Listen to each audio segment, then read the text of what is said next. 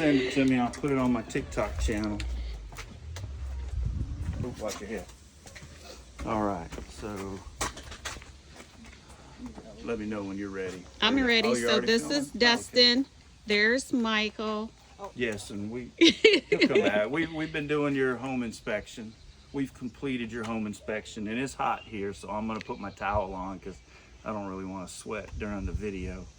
But we've completed the inspection just to cover a few basics about report delivery, software, etc. I'll have the report out tonight. It'll be very comprehensive. It's going to be very detailed, full of pictures to identify and support everything we want you to know. And we, the size of the report will be rather lengthy. Don't let the size of the report scare you. It doesn't mean that the house is falling apart. We simply provide you with a very useful tool, very comprehensive tool that you can use moving forward throughout the lifetime that you live in the house. So I'll have that report out tonight. You and your agents, they'll all get it at the same time, so you won't have to forward it.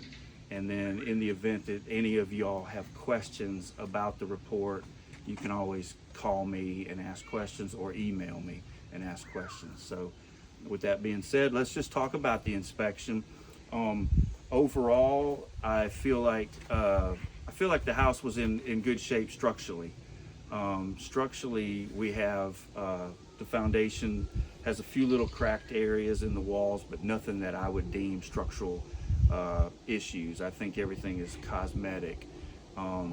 There's a couple of minor things that I'll point out in the one thing in the attic with the roof framing, still sticking to the structural side of things. There is a rafter. If we're looking at the front of the house, so we're looking at the southern side of the house, this valley that you see above me here in the front of the house, there is a valley rafter that has a finger joint, and that finger joint has dropped down a little bit, probably due to roof traffic.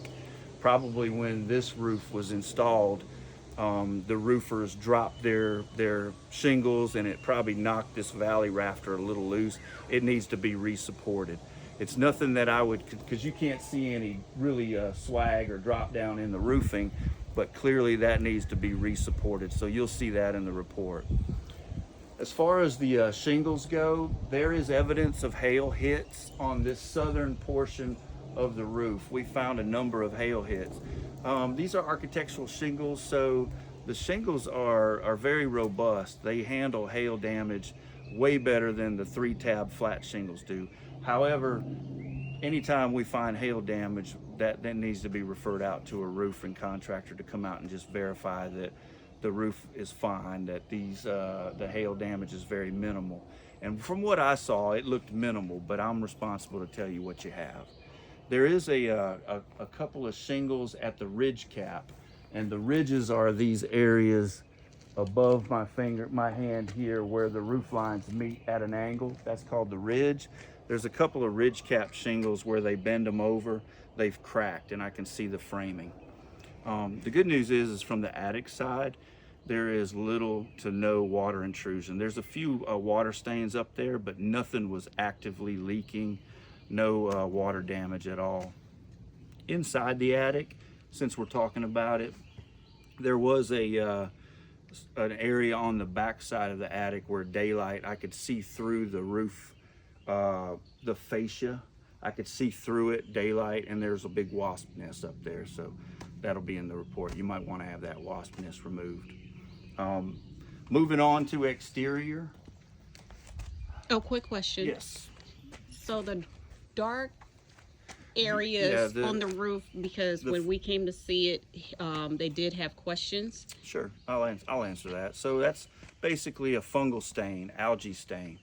That usually occurs around the 7 to 10 year time of a shingle. These shingles are treated with a chemical that resists that staining, and after about 7 or so years, that chemical begins to fade, and so you're susceptible to these algae stains. It's nothing more than cosmetic. It doesn't indicate anything more than just the chemical is just evaporated and no longer going to repel those fungal conditions. There's no ventilation issues in this attic. Hopefully that answers your question. Exterior wise, at the front of the house, I mean, you'll notice there's a kind of a negative grade, and the mulch is at the vinyl. There really should be a gap between the bottom of the vinyl where the foundation is not covered up. Because of this grade and the way they did this, there's probably some hidden moisture in here, but I didn't see anything that would indicate like elevated moisture to the point of rot or decay. But because of that, there was a lot of termite activity here at this house.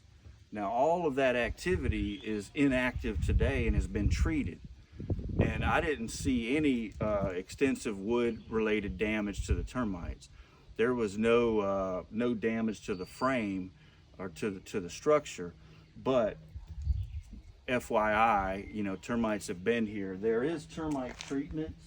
There's some bait stations around, and you'll see pictures of the garage area where there was, I would say, a pretty extensive amount of termite activity.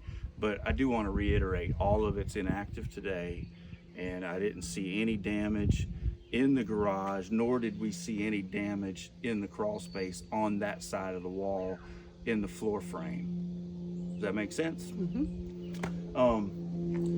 So back to this front porch area, I do see signs that when the gutters aren't clean, it's drained down, and there's been some pretty high moisture issues here at this front porch. You see a little bit of cracking here to this tile work. There's some unlevelness to this porch. At this point, I mean, I think it's mostly cosmetic, because in the crawl space at this area, there was no visual sign of water penetration intrusion. But before the new roof, and you do have gutter guards now, before the gutter guards were installed, I feel like water was pouring over, because you can actually see signs of water draining down, and then you can see signs of water standing. And I think over the course of 2.5 decades, this front porch is unleveled to the point that it might not drain completely when we have periods of heavy downpour. You might have issues here with this front porch in the future that you're going to have to deal with. Hopefully that makes sense. I mean, but my report will talk a little more extensively about that. Moving on to the exterior cladding, the vinyl, you'll see some random damage, weed eater damage to the vinyl.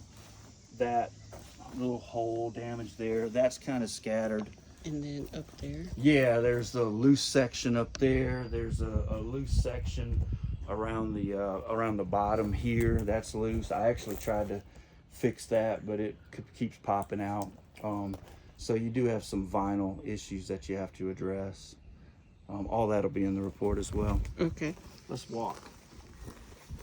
We'll walk to the garage and talk a little bit about electrical.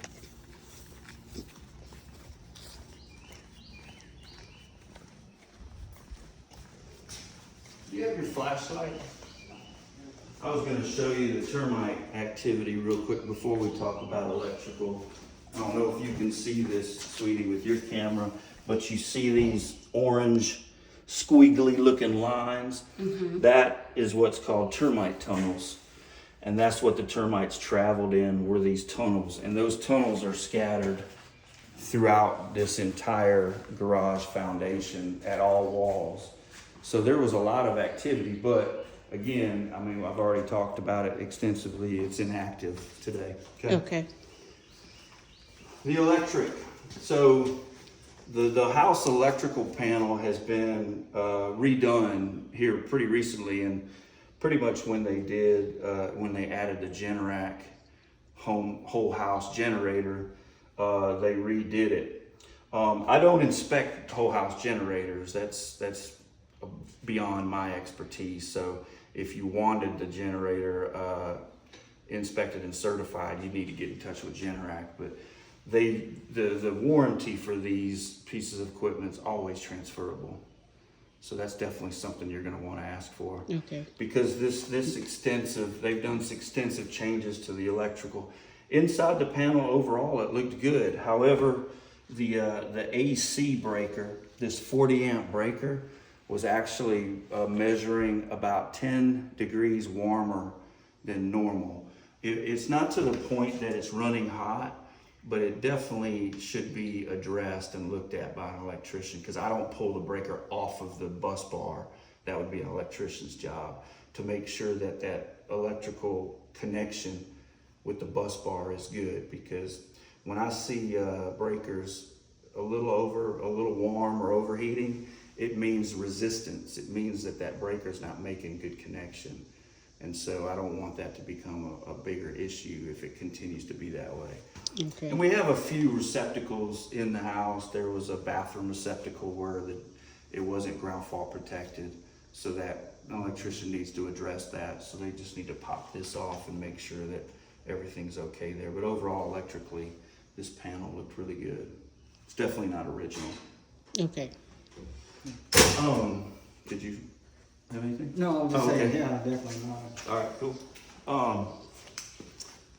System-wise, we couldn't test the water heat because the water heater breaker's off, and I don't turn the breakers on for a main system like that, because I have no idea of knowing if that Why they turned it off. Yeah, why they turned it off.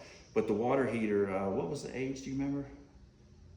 2014. 2014. Yeah, I think it was a 2014. So it's 10 years old, but relatively, it's not original at least, but it is a 2014, which seems like not old, but I mean, that's 10 years ago, moving on 10 years. But it looked fine. The water heater didn't show any sign of rust or corrosion. But HVAC equipment, we tested the HVAC equipment. You have a heat pump system. I ran it on both sides, and I got good temperatures on both sides. The HVAC equipment looks good in the crawl space. There was one duct where the airflow was a little restricted. The duct is in the crawl space looked fine, but there was a little restricted airflow. But it was in this keeping room, this room off of the kitchen. The airflow throughout was good though. I was able to condition the house down 3 degrees in about 35-40 minutes, and then I brought the temperature back up. So HVAC wise, I think we're functioning just fine. Interior wise, let's talk about interiors before we get to the crawl space. Hold on one second.